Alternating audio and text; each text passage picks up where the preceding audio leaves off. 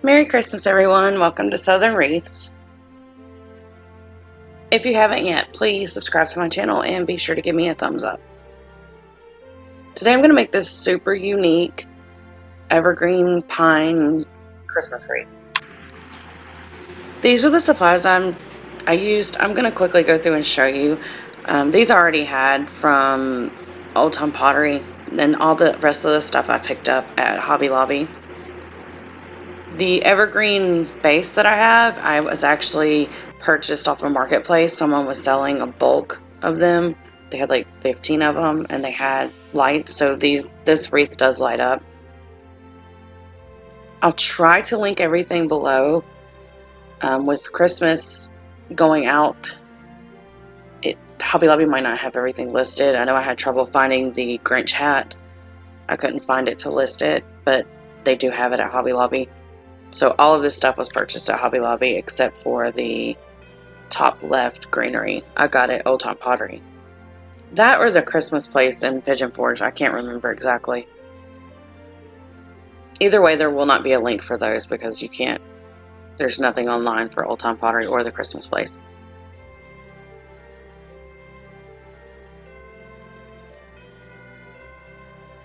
Alright, so I'm going to start by fluffing my base. This is the best way to start any wreath. I normally would do this outside because these wreaths can be kind of messy. This one isn't that bad, thankfully. But you basically just want to touch every single branch. You want to pull them apart, but you want them to kind of go in the same direction.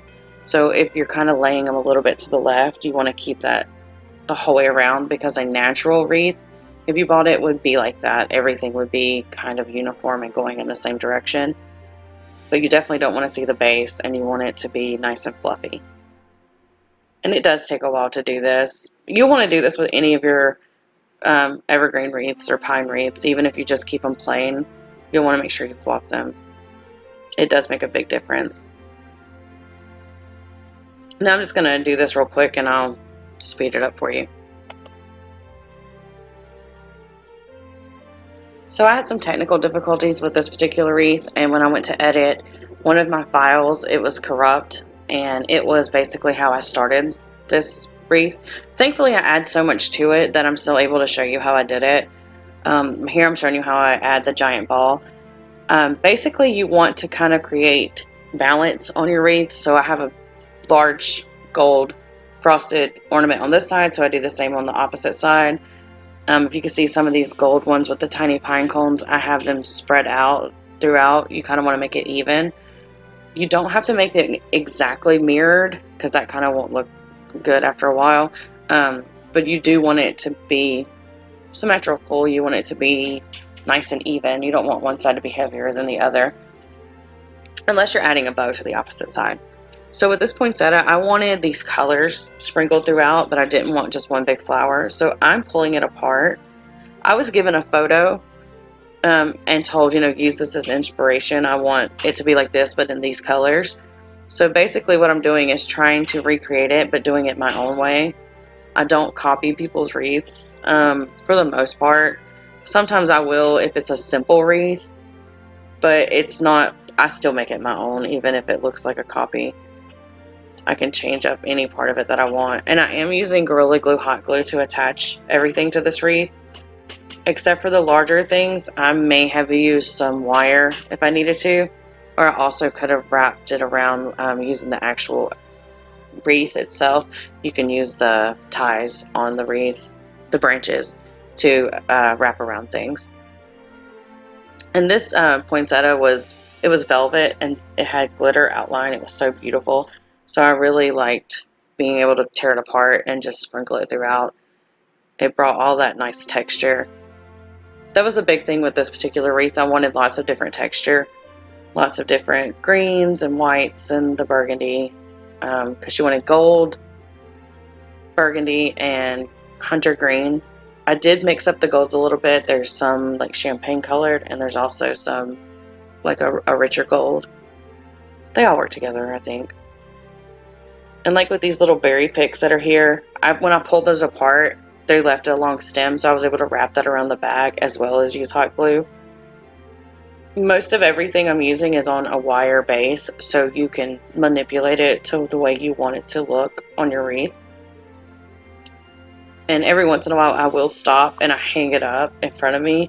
I kind of walk away from it, turn around, and then when I turn back around, it might be weird, but I do that so I can have kind of like fresh eyes, because I've been staring at it for so long. I need to see it new, and then I can see if there's anything that needs to be moved around or add more to it.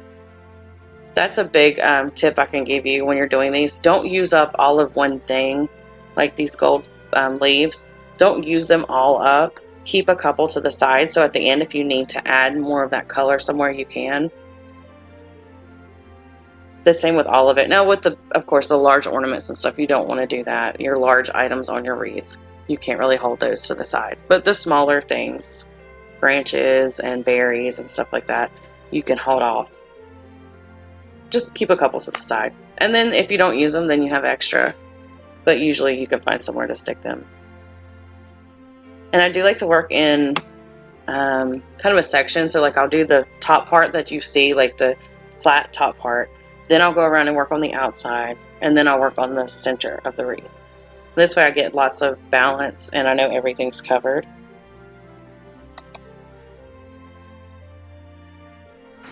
Okay, now I'm going to show you a trick with the way you can add ornaments if you don't want to use hot glue. The reason I didn't want to use hot glue on this particular ornament is because I had added so much around it. I was afraid if I added hot glue it was going to stick to other things and you'd be able to see it. And I did not want that to happen. I did pull on these ornaments to make sure the tops were not going to pop off. If I thought they were going to pop off, I would have put glue on the ends. So I basically just take a piece of wire and I feed it through the ornament hook. And then I'm going to wrap it around the outside. And since it's green wire, you can't see it. And then when I pull it around to the back, you'll see how tight I twist it. Here I'm just feeding it through the middle because when I wrapped it around, it got snagged on something. So you could do it either way, around the outside or the center, whichever you're comfortable with. But just make sure it, goes around two outside pieces so you can wrap it together. And then I am twisting really tight because I don't want it to come undone. And I'll twist it several times.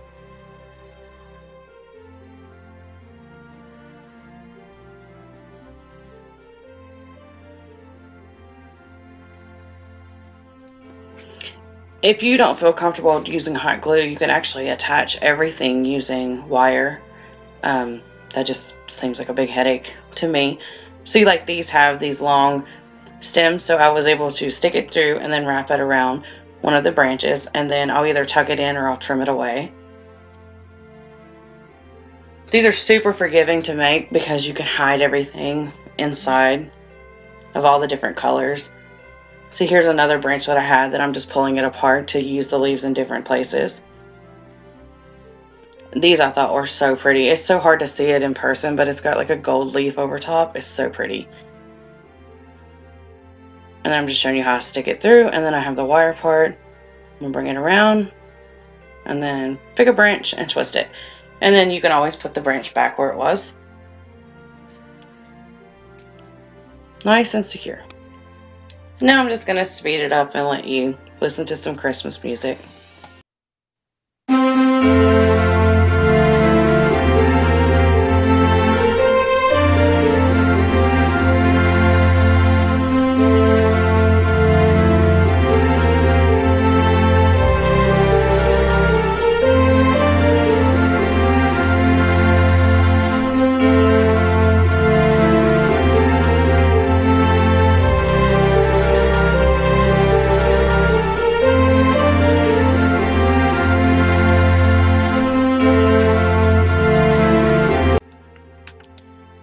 Okay, so to attach my pine cones, I'm going to wrap wire around the inside bottom part of the pine cone. I tried to use the little hook on it, but it was plastic and it snapped right in two.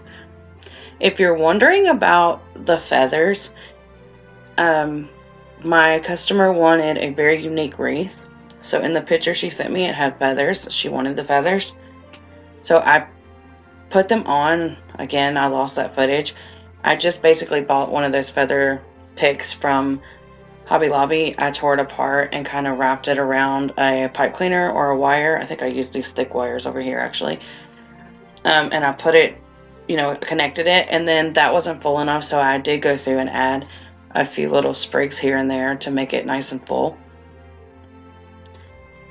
And now I'm just adding my pine cones that I had actually forgot I had, and I'm using wire for that. You could also use hot glue if you wanted to. And I'm just wrapping it around the stem right here, and then just tucking it away. I did use a dab of hot glue. I was so afraid to use hot glue towards the end of stuff that's going to sit on the outside because I didn't want it to stick and then me move it. But that's it. That's how I made my evergreen pine Christmas wreath. If you have any questions, please leave them in the comments below, or you can email me at craftingwithlee@yahoo.com. Thanks so much for watching, and please be sure to like, share, and subscribe. Thank you.